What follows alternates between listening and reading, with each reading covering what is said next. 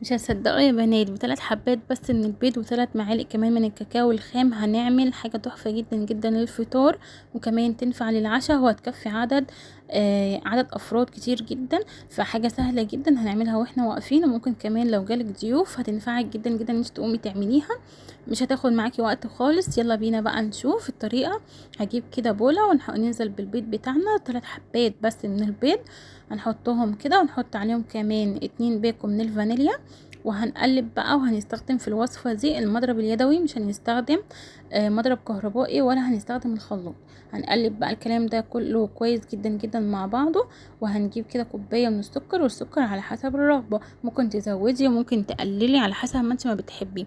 تمام. هجيب كده نص كوباية من الزبدة الصفراء، وعليها ربع كوباية من الزيت، وهننزل بيهم كده على الخليط وهنقلب كويس جدا كده. احنا استخدمنا كوباية الا ربع بس من السمنة والزيت. تمام. هنقلبهم كويس جدا جدا مع بعض. بعد كده هجيب كوباية من الدقيق، عليها معلقة من البيكنج باودر، وهنقلبهم كده مع بعض، وهننزل بيهم على الخليط بتاعنا ونقلب كويس جدا جدا يا جماعة. هنقلب الكمية دي كويس جدا. احنا كده هنعمل كيكة حلوة قوي ومغذية للأطفال وجميلة، تنفع قوي في الفطار جنب كوباية لبن كده او شاي بلبن على زي ما انتم ما بتحبوا. وهننزل بقى على الخليط بتاعنا بكوباية من اللبن السخن، وهنقلب الكلام ده كله كده مع بعضه. اهم حاجة اللبن يكون سخن يا جماعة، ما يطلعوش من التلاجة ونستخدمه في الوصفة دي علشان هيبقى جميل جدا. هنقلب بقى الكلام ده كله مع بعض، وهنجيب كوباية كمان من الدقيق كده. احنا استخدمنا في الوصفة بتاعتنا كوبايتين من الدقيق، وهنقلب بقى كله كده كويس جدا جدا مع بعض لحد ما الدقيق ما يختفي تماما. وهجيب بقى بولة، وهاخد من الخليط بتاعنا اللي بالفانيليا دوت حبة صغيرين جدا في بولة كده على جنب، واقول لكم هنستخدمه في ايه. بعد كده بقى هجيب ال3 معالق بتوع الكاكاو الخام، وهنزل بيه على الخليط وهنقلبه كده. ما تنسيش تحطي اللايك، اوعي تنسي تحطي اللايك. تمام. لو الفيديو كمان عجبك تشيريه وتقولي لي رايك كده في الكومنتات. هنقلب بقى الكاكاو كويس جدا جدا، وهنقلبه حلو جدا لحد ما يختفي ويدوب كده معانا في الكيكه. خلاص كده كله تمام.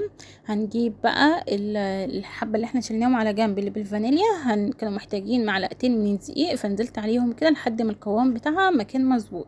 هنقلبه بقى ونحطه كمان على جنب. وهجيب بقى القالب بتاعي اللي احط فيه الكيكة، وهدهنه طبعا بالزيت من كل الجوانب كده عشان خاطر الكيكه ما تلزقش معانا. طبعا انا كنت اول ما بدات في الكيكه بدات ان انا احضرها، كنت مسخنه الفرن على درجه حراره 180، وهنحط كده الكيكه في القالب بتاعها، وهدخلها بقى على فرن سخن على درجة حرارة 180.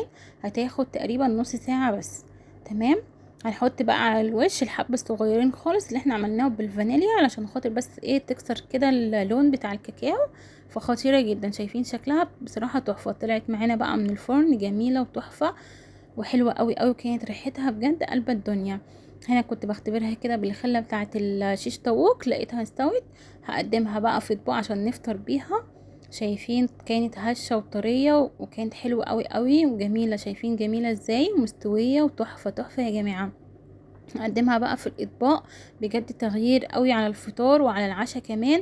ممكن في اي وقت الاطفال كده جعانين تقومي تعمليها وانت واقفه كده بالمضرب اليدوي، مش هتحتاجي ان انت تستخدمي حاجات كتير. لا سهله وسريعه جدا وحلوه قوي قوي ومن غير مكونات كتير. تحفه جدا يا جماعه، ان شاء الله تعجبكم. لو عجبكم الفيديو متنسوش لايك وشير وتقولوا لي رايكم.